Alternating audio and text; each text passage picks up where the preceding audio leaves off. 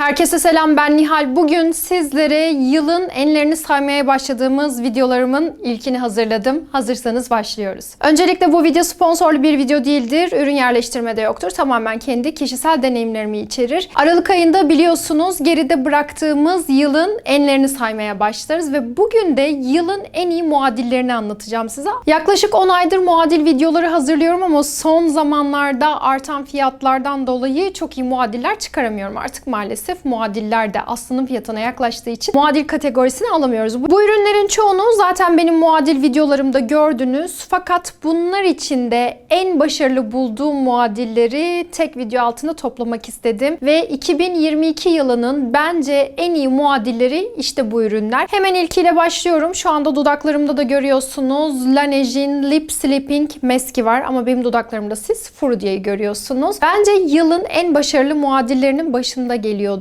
Laneige ambalaj olarak pembe bir Kore markası, Frudia da bir Kore markası. Şöyle baktığınızda Frudia sanki vazelin gibi, Laneige de lip balm kıvamında gibi. Sanki Laneige birazcık daha yumuşakmış da daha çok iyileştirecekmiş gibi görünüyor ama bunların ikisinin performansı bana göre %100 aynı. Çünkü bunlardan beklediğimiz iş ne? Normalde gece yatmadan önce dudaklarınıza sürdüğünüzde sabah pamuk dudaklarla uyanmak. Tabii ki günün her saatinde kullanabilirsiniz. Sadece gece yatmadan önce değil. Her ikisinin performansı da bana göre %100 aynı. Şu anda dudaklarımda da Frudia'yı görüyorsunuz. Benim de geçen videodan hatırlarsınız. Konuşurken kuruluktan dudaklarımın altı çatlamaya başlamıştı neredeyse. Et parçaları sallanıyordu videoda ama hatırıma hiçbiriniz bir şey yazmadınız videonun altına. Beni çok rahatsız etmişti. Bugün de yine aynı kuruluk devam ettiği için Frudia'yı sürerek MAC'in bir dudak kalemini geçtim. Hatta bu dudak kalemi dudakları gördüğünüz gibi olduğundan daha hacimli gösteriyor. Instagram'dan paylaşacağım size. Dudak kalemimin üzerinden de Frudia'nın lip balmını, lip mask'ini uyguladım. Her ikisini de uzun süredir kullanırım. Bazıları benimle hemfikir değil ama benim görüşüm, ki videodaki ürünlerin tamamı benim kişisel deneyimlerime ve görüşlerimi içeriyor. Bunlar bana göre performans olarak birebir aynı ürünler. Bu Sephora'larda satılıyor. Frudia'da, Watsons'larda satılıyor. Çok uygun fiyata alabiliyorsunuz. Gelelim yılın bir diğer en başarılı muadiline. Elimde Soulfly'in Pof Pof süngeri var. Artık çoğumuzda var. Ne demek istediğimi, yapısının nasıl olduğunu çoğu kişi biliyor. Bilmeyenler için de hızlı bir şekilde anlatacağım. İyi bir makyaj süngeri makyajınızı çok güzelleştirebilir, çok doğallaştırabilir ve yüzünüzde makyaj yokmuş etkisi verebilir. Makyaj süngeri kavramı hayatımıza Beauty Blender ile birlikte girdi. Sephora'larda satılıyor. Son fiyatı eğer bir artış olmadıysa 400 lira bandındaydı. Soulfly'da onun istisnasız birebir muadili. Sanki aynı fabrikada üretilmişler de birinin üstüne Beauty Blender logosu, diğerinin üstüne Soulfly logosu basılmış gibi, o kadar benzerler ve bence 2022 yılının yine en başarılı muadilleri arasında diyebilirim. Çünkü aralarındaki farkı ayırt edemiyorsunuz. O kadar birbirlerine benziyorlar. Önceden çok düzenli muadil videoları çekiyordum. Her ay bir tane muadil videomuz oluyordu. Sonra 2 ayda biri düşürdüm. Sonra ortadan kaybettim muadilleri. Çünkü fiyatlardaki artış yüzünden artık muadil bulamıyorum. NYX'i artık muadil olarak gösteremiyorum. Maybelline'i gösteremiyorum. L'Oreal'i gösteremiyorum. Fiyatları o kadar yükselmiş ki neredeyse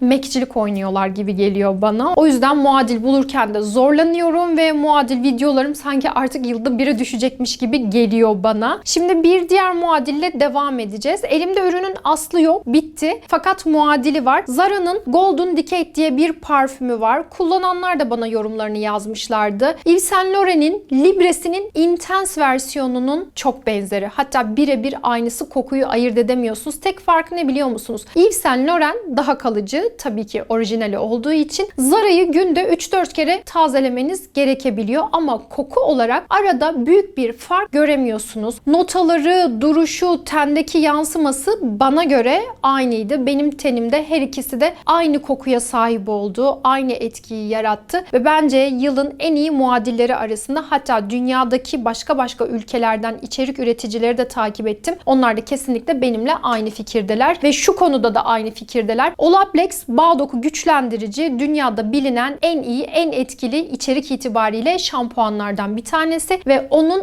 en yakın muadili de Revolution'ın Plex şampuanı. O kadar benziyor ki saçınızda aynı etkiyi sağlıyor ki tamam ambalajı benzemeyebilir fakat bizde bıraktığı etkisi aynı olsun isteriz ya da rengi, dokusu, bitişi aynı olsun isteriz. Tam olarak o etkiyi sağlıyor ki saç bakım rutinlerimden biliyorsunuz. Düzenli düzenli olarak saçımın ihtiyaçlarına ve dönemlerine göre şampuan değişikliği yaparım. Nem veren, dökülme önleyen ve bağ doku onaran şampuanlar benim döngüm içinde yer alırlar ve bağ doku onaran şampuanım olarak da Plex'i sürekli kullanıyorum. Revolution'ın Plex şampuanını. Bu da kesinlikle Olaplex'in bence en yakın muadilleri arasında. Yılın en iyi muadilleriyle devam ediyoruz. Kaç kişi alıp kullandıysa kesinlikle benimle aynı fikirde oldular. Belki asılları kendisinde yoktu ama muadilinin dudakta duruşunu da çok beğendiler. Hangi rujdan bahsettiğimi eminim hepiniz anladınız. Charlotte Tilbury markasının Pillow Talk rujunun bence en başarılı birebir muadili kesinlikle Kiko'nun Green Me serisindeki 100 numaralı ruju. Sadece doku olarak tabii ki aslı olan Charlotte Tilbury birazcık daha dudaklara nem veriyor ama Kiko mat bitişli olduğu için eğer dudaklarınızı nemlendirmeden uygularsanız birazcık kuruluk problemi yaratabiliyor. Ancak üstte birini, alta birini sürdüğünüzde, ki geçmişteki muadil videoma gittiğinizde göreceksiniz. Uygulayarak bunları size gösterdim. İkisinin de aynı tonda olduğunu, aynı yansıdığını göreceksiniz. Tabii ki Charlotte Tilbury daha nemli bitişli, dudaklarınızı hiçbir şekilde kurutmuyor ama Kiko mat bitişli olduğu için dudaklarınızı iyi nemlendirmezseniz kurutma gibi bir etkisi var. Renk olarak, duruş olarak dudaklarda birebir aynı duruyor ve dudakları çok güzel gösteriyor. Özellikle esmerseniz ve pembe tonlardaki nude'lar biliyorsunuz bizim nude'larımızdır. Bize çok iyi durur. Sarışınlara zaten çok yakışıyor. Ama eşsiz rujlardan bir tanesidir Charlotte Tilbury'nin Pillow Talk'u. Bizdeki karşılığı da bitiş olarak kıyaslamazsak tabii ki bence Kiko'nun Green Me serisinin 100 numarası indirim dönemlerinde çok uygun fiyata gelebiliyor. Geçenlerde Kasım indirimlerinde çok uygun fiyatlı olarak yeniden satışa sunulmuştu. İndirim takip ederseniz eğer zaten Charlotte Tilbury ülkemizde yok. Birebir onun etkisini alabileceğiniz muadiller arasında. Ve bence yılın bir başka en iyi muadili Fenty'nin Gloss Bomb'larının Fussy rengi var. Hemen göstereceğim. Bunu Instagram'da da uygulamalı olarak size göstermiştim. Hemen şurada görüyorsunuz yansımasında. Daha pembe nude tonlarında güzel yansıması olan, cam görüntüsü veren bir rujdur bu. Uygulanmış halini hem geçmiş videolarımdan hem de Instagram Reels bölümünden görebilirsiniz. Maybelline'in de Lifter Gloss'ları var biliyorsunuz. Bunun Moon rengi bence kesinlikle birebir aynısı. Hatta ben gösterirken alta birini, üstte birini uygulamıştım. Dudaklarımda ayırt edilmiyor. Duruş olarak, etki olarak, görüntü olarak bence dudaklarda birebir aynı görünüyor. Fenty'nin Gloss Bomb'larının Fussy rengi, Maybelline'in Lifter Gloss'larının Moon rengiyle kesinlikle muadil. Yıl boyunca muadil videolarında size bir sürü ürün gösterdim ama bu videoya topladıklarım bence birebir aynısı gibi ürünler. Bence 2022 yılının çok kişi benimle hemfikir olacaktır. En başarılı muadili Revolution Pro markasının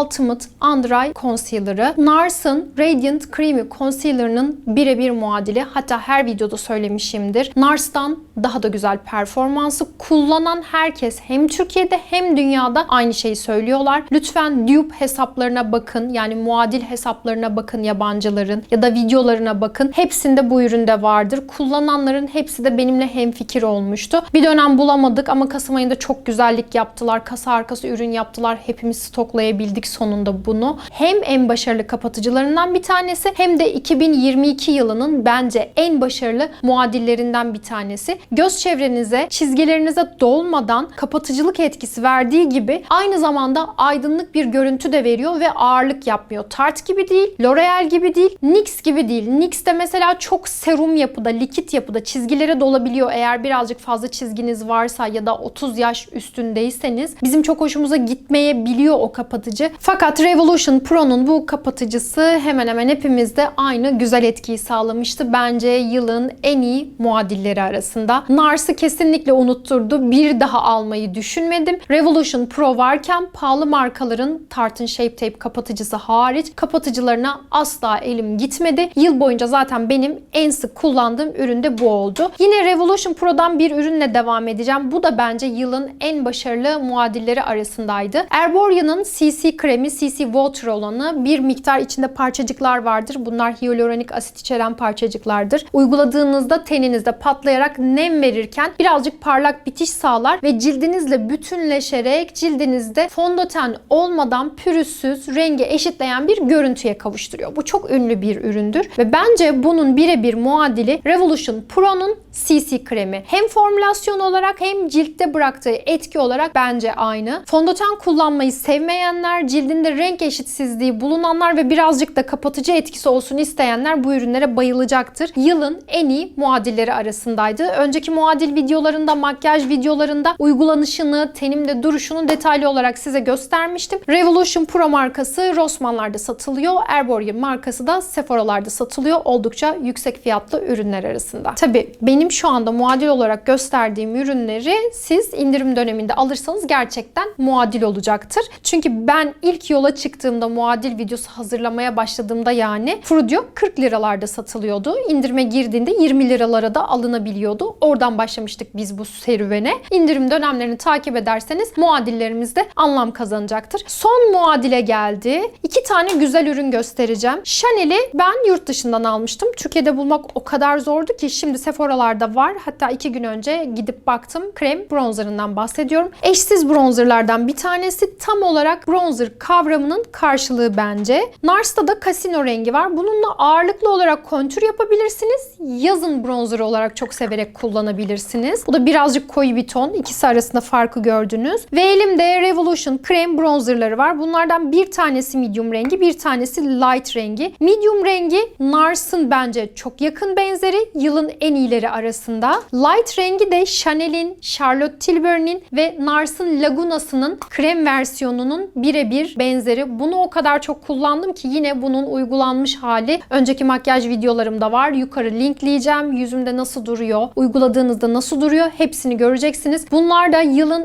en başarılı muadilleri arasındaydı. Bu ürünler çıktığında zaten yine yabancı YouTuber'lar tabii ki bizden önce muadil olarak gösterdiler. Charlotte Tilbury ülkemizde satılmadığı için ben onunla kıyaslayamıyorum ama ilk yurt dışı seyahatimde ürünü alacağım ve sonrasında muadili mi değil mi sizlere anlatacağım. Önüme bakıyorum, başka bir muadilim kaldı mı? Kalmadı. Bence 2022 yılının en başarılı nokta atışı muadilleri bunlardı. Yine merak ettiğiniz ürünler varsa indirim dönemlerini takip ederseniz gerçekten anlamlı bir şekilde alıp muadil olarak kullanabilirsiniz. Muadil kavramından hoşlanmıyorsanız ve bütçeniz el veriyorsa tabii ki asıllarını alarak da seviyorsanız bu ürünleri kullanabilirsiniz. Hem aslı hem de muadili çok başarılı olan ürünler. Zaten çok başarılı olan ürünlerin muadillerini bulmaya özen gösterdim. 2023 yılında bu sıklıkta bir muadil videosu planım olamayacak. Belki yılda 2 kere ya da 3 kere size muadil videosu çekmeye özen göstereceğim. Biliyorsunuz ben her cuma saat 17.30'da kanala yeni bir video yüklüyorum. Kanalıma abone olup bildirimlerimi açarsanız ve beni Instagram'dan takip ederseniz çok mutlu olurum. İzlediğiniz için teşekkür ederim. Sonraki videolarda görüşmek üzere.